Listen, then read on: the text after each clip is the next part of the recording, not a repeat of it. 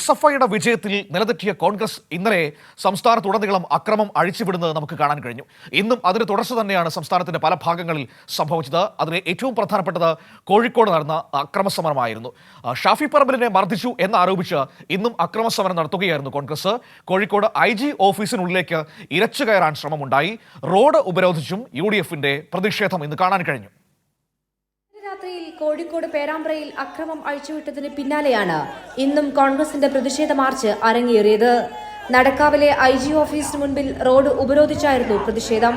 കടന്നുപോകുന്ന മുഴുവൻ വാഹനങ്ങളും തടഞ്ഞ് മണിക്കൂറുകളോളം ഗതാഗത തടസ്സം സൃഷ്ടിച്ചു.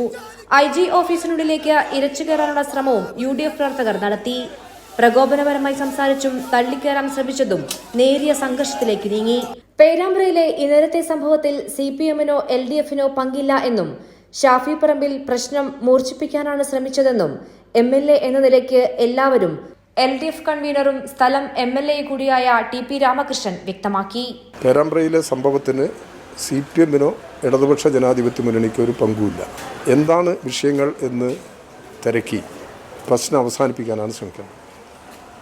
എന്നാൽ ഇദ്ദേഹം പ്രശ്നം മൂർച്ഛിപ്പിക്കത്തക്ക നിലയിലുള്ള നിലപാടാണ് ഇവിടെ വന്നപ്പോൾ സ്വീകരിച്ചത്. പ്രതിഷേധ സമരം തുടരാൻ തന്നെയാണ് UDFന്റെ തീരുമാനം. എല്ലാ UDF-കാരും പേരാമ്പ്രയുടെ മണ്ണ് അങ്ങനെ തിട്ടൂരമൊന്നും CPM-ന് ആരും കൊടുത്തിട്ടില്ല. അവിടെ UDF ശക്തമായി പ്രതിഷേധിക്കും. പേരാമ്പ്രയിൽ പോലീസിനെ ആക്രമിച്ചതിനു പിന്നാലെ പ്രതിഷേധത്തിന്റെ പേര് പറഞ്ഞ് ഇന്നലെ രാത്രിയും വലിയ ആക്രമണമാണ് പ്രകടനത്തിനൊപ്പം UDF നടത്തിയത്.